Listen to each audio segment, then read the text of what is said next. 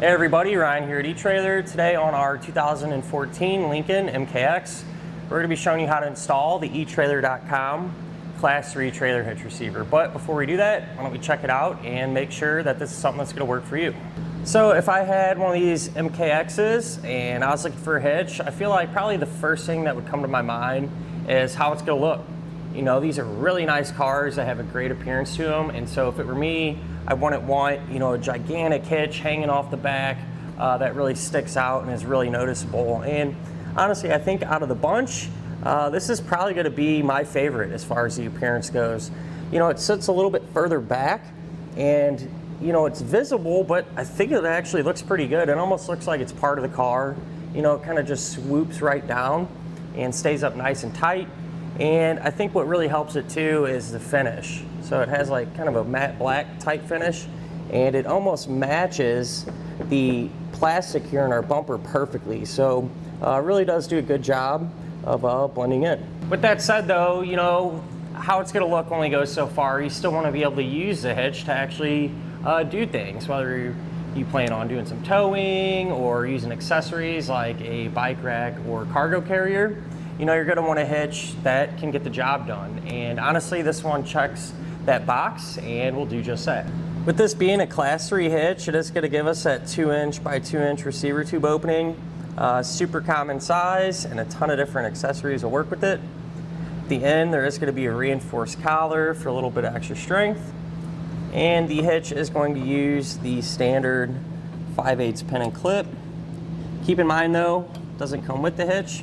Not a huge deal. If you need one, you can grab it at eTrailer. And the safety chain openings are going to be a loop style, nice and thick, and they'll give us more than enough space to use just about any size hook that we might have. As far as hitch's weight capacities go, it's going to have a 400-pound maximum gross tongue weight rating, and that's going to be the amount of weight that's pushing down on the hitch, and that's a relatively high number. You know, you should be able to use pretty much any size bike rack or cargo carrier that you'd want to, for example. And as far as the maximum gross trailer weight rating goes, that's going to be 4,000 pounds, and that's going to be the amount of weight that is pulling on the hitch. So that is the weight of your trailer plus anything that you might have on it. I do always like to suggest, though, never a bad idea just to grab your Lincoln's owner's manual. That way you can make sure your SUV can pull that much weight safely. Now let's go ahead and grab a couple of measurements. That way you can figure out which hitch mounted accessories will work out best. You go from the ground, the top inside edge of the receiver tube opening. That's going to be about 13.5 inches. So if you plan on pulling a trailer, chances are pretty good you're going to need to get a ball mount that has a rise and a shank. If you go from the center of the hitch pin hole to the edge of the rear bumper, that's going to be right at about 5 inches. And you can use that measurement to figure out that if any folding accessories you might have can be stored in that upright position without contacting your bumper. So when it comes down to it, you can't really ask too much more out of the hitch. You know, not only is it going to look good, but it's going to allow you to do those different things and get the job done. Now, as far as the installation goes, you might think on a Lincoln it's probably complicated and relatively involved, and honestly that's not the case. There's a few steps you got to do, but everything's pretty easy to get to, and you know, really shouldn't give you too many issues. Speaking of which, let's go ahead and put it on together now. To begin our installation, we're going to be here underneath the back of our Lincoln, and we are going to need to lower the exhaust down some to give us some extra space to work. Before we do that, what I like to do is take a strap and just run it from side to side. That way we can kind of control how fast and how far we let our exhaust come down. So to actually get our exhaust to lower, we're going to have a total of 3 rubber isolator hangers that we need to pull off. So we'll have one just like this on each side of our vehicle. All right, you want to spray them down with some soapy water or penetrating oil, make it a little easier. Then you can just take a pry bar and work one end of the rubber portion off of the metal hanger. Really doesn't matter which side per se, just whichever one's easier. So with that one removed, I already did the one on the other side here, and we're gonna have one more in the middle. So if you kind of just follow the exhaust right here, where it kind of Ys into the muffler, That's where the other one's gonna be. And so we'll just use that same technique to get this one removed. Now when this one comes off, unless you have the strap really tight, the exhaust may come down a little bit, so just be aware of that.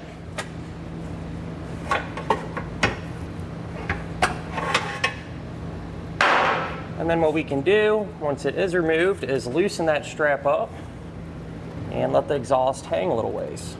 Now we can pull one edge of our heat shield down a little ways, and from this point on, I want to mention anything we do to one side of our vehicle, we're also going to do to the other side because it'll be set up the same way.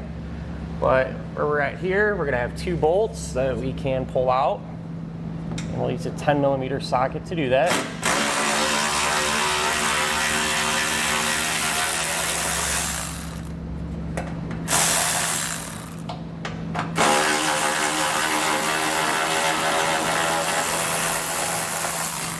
Once you have those out, you can then pull down on it.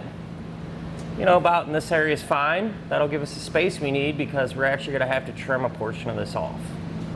This is the area of our heat shield that we're going to trim out, there where I outlined in yellow. So this little corner and this piece here. With this being pretty thin metal, I'm just going to use a pair of 10 snips to get this cut out. And the reason that we're doing this is because the metal would be interfering with the attachment points for our hitch. So that's why we're trimming it. That way our bolts will fit through there.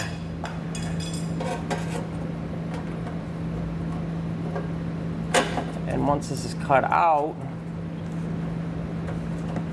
the way it's going to kind of work is once our hitch is up in place, the heat shield is more or less going to be sandwiched in between the hitch and our frame rail.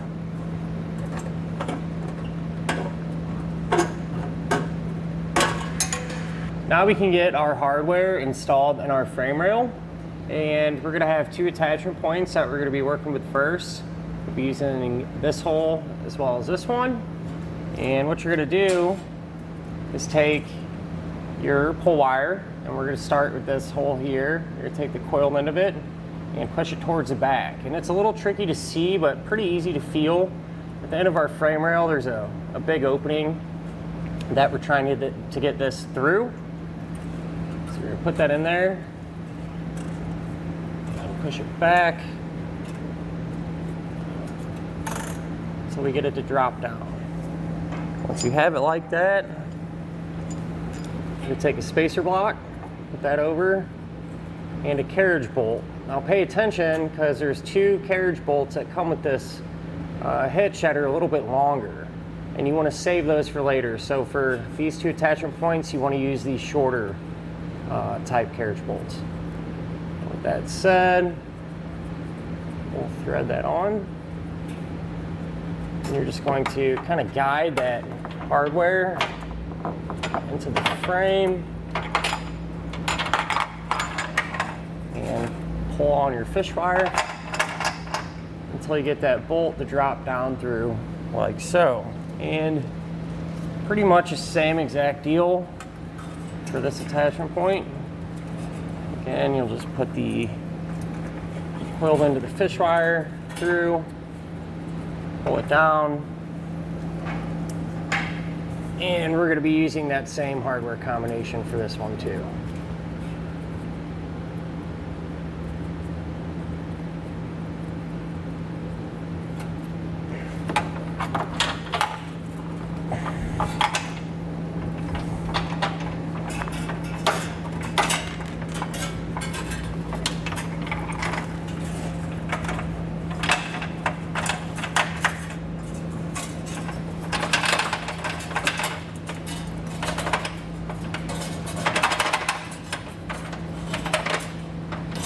Now with the next set of hands, you can take our hitch and raise it into position. We want to take our pull wires and run them through the corresponding holes in the hitch. So push them through. Once you get both of them through there, you can start to lift up on it.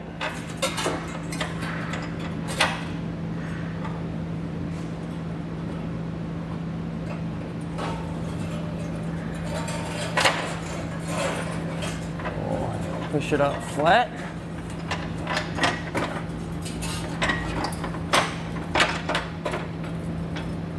Trying to get the hardware to drop all the way down through.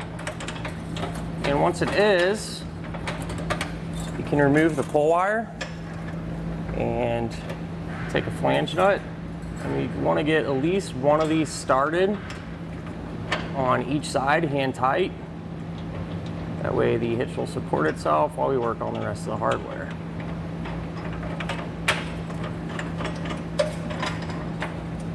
One thing you can do, sometimes it's tricky to get this going because the bolt wants to push up in the frame. You can just take your finger and apply a little side pressure to it, and that'll keep it steady so you can actually get this started.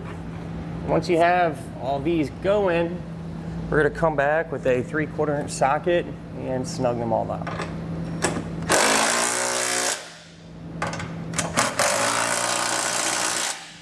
Now that we have the hitch tight, if you look right here, there's going to be another hole there, and we're going to use that as an attachment point, but we are going to have to drill out this portion of the metal. So you're going to use the hitch as a template, take the drill bit size indicated in the instructions, and just drill right through it.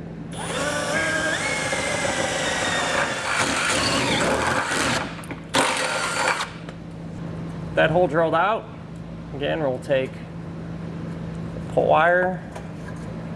Do the same thing here. This one's a little bit trickier to get in and out, I feel like. May have to put a bend in the wire just to kind of help guide it some.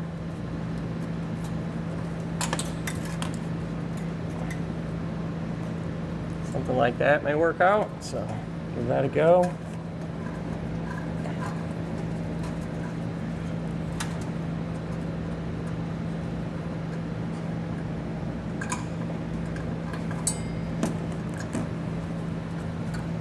Once we have it down, take our spacer block, and then this time, make sure to use those longer bolts. Get that started on the pull wire. And just like the other ones, feed that up.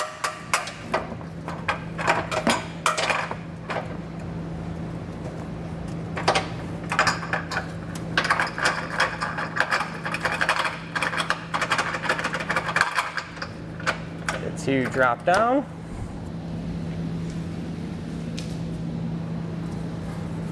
And we'll grab that hex nut,